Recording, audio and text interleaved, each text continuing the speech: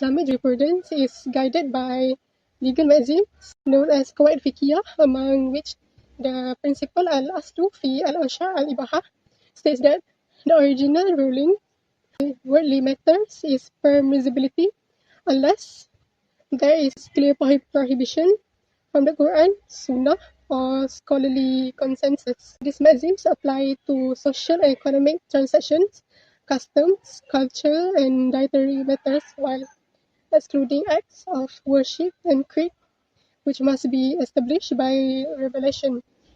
So historically, it enabled Muslim societies to adopt new practices, foods, and technologies, as long as they did not involve forbidden elements such as usury or intoxicants.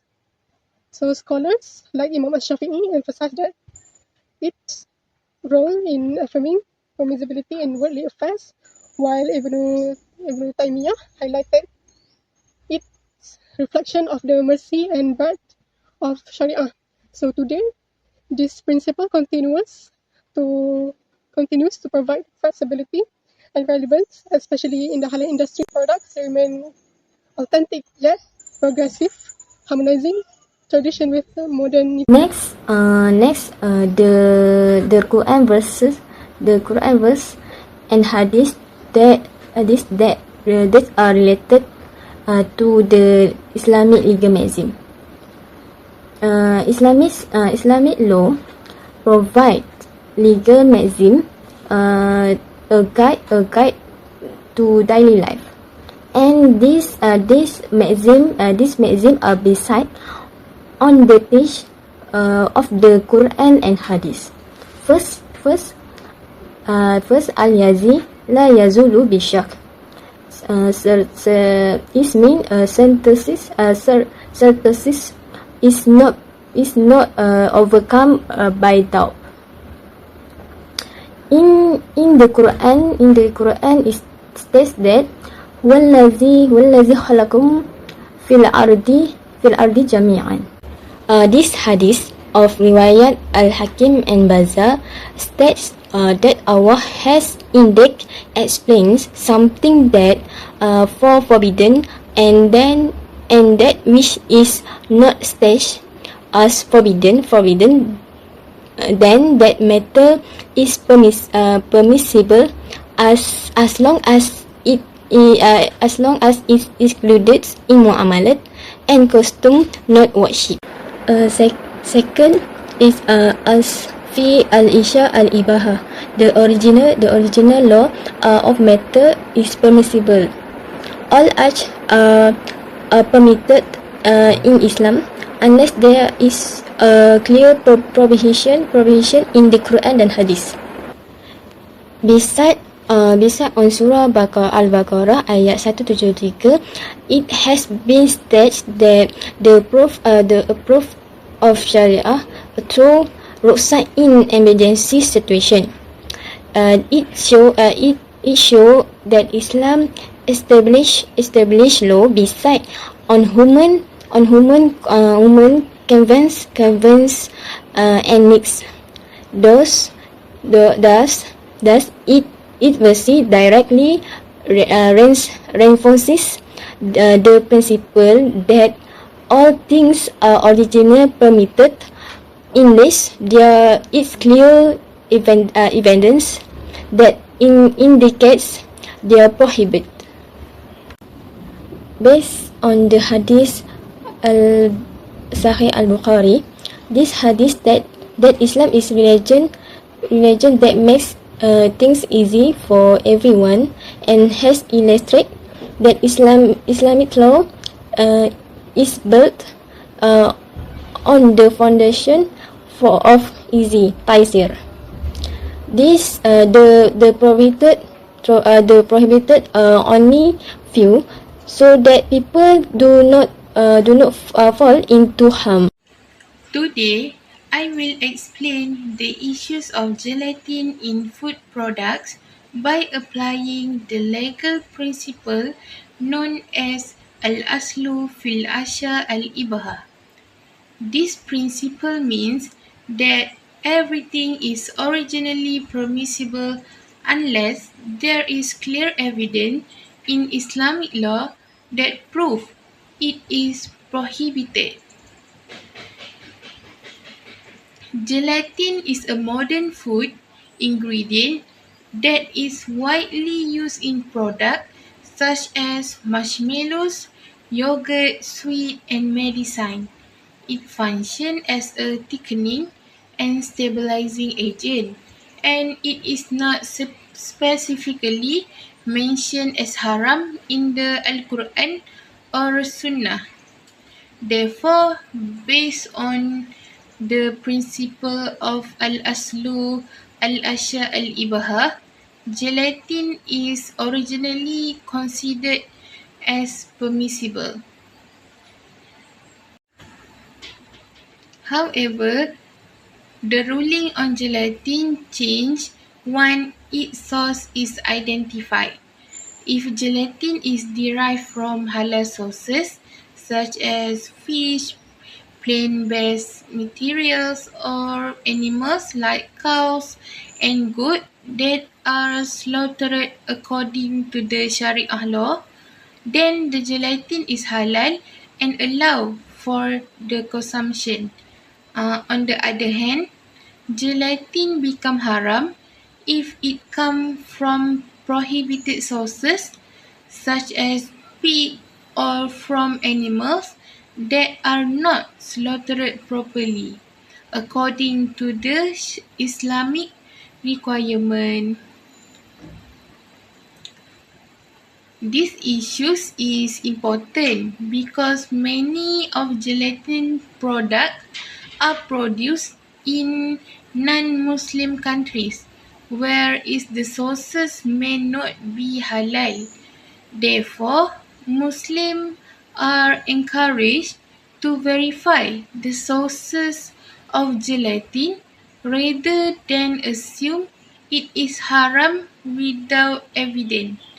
This is where halal certification plays a crucial role as it ensures that the gelatin source, processing method, and equipment used all comply with the Sharia principle. In conclusion, the principle of al-aslu fil asya al-ibahah provide a flexible and practical approach in dealing with modern food products like gelatin. It allows Muslims to benefit from food technology while ensuring that consumption remains within the boundaries of the Islamic law. On this slide, I will explain about fermented foods and drinks in Islam. Fermented food such as tapai, budu, tempeh, soy sauce, yogurt, and kombucha are produced through a natural biochemical fermentation process. In Islam, the original ruling of this food is permissible because fermentation itself is a natural process and does not involve anything prohibited. However, the issue arises when fermentation produces alcohol. Islam strictly prohibits alcohol because it intoxicates and causes a person to lose sanity. Wine is clearly haram, and this prohibition is mentioned in Surah Al-Ma'idah verse 90.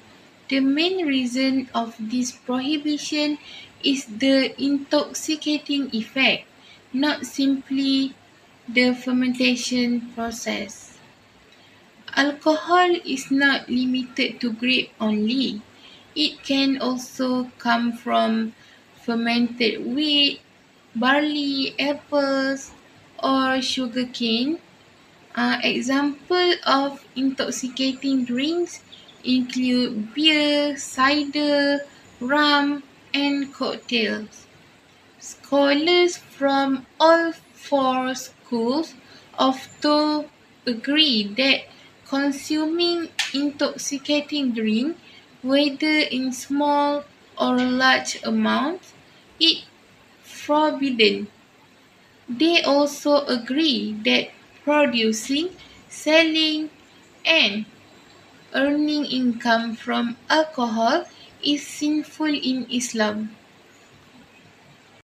Foods that contain very small amounts of alcohol produced naturally and unintentionally during fermentation are permitted. This is because the alcohol content is very low, does not intoxicate, and does not cause harm. Such alcohol is considered istihlak, meaning it is too little to maintain its intoxicating properties, as long as the alcohol is not intentionally added, does not intoxicate, even if consumed in large amount, and does not create doubt, the food remains halal. In conclusion, wine and intoxicating drinks are haram, but fermented food with low non-intoxicating alcohol content are permitted in Islam. This shows that Islam takes a balanced and practical approach in regulating food and drinks. Blood plasma in food is one example that clearly shows how Islamic legal maxims are applied in the halal industry. Based on the maxim al-ASYA, al-IBAHAH, everything is originally permissible unless there is clear evidence that forbids it. However, in this case, the Quran clearly prohibits the consumption of blood. Since blood plasma comes from blood, this principle cannot be used to justify its use in food products. This issue is also explained by the maxim ma tafarra'a and al-haram fahuwa haram, which means anything that comes from something haram is also haram.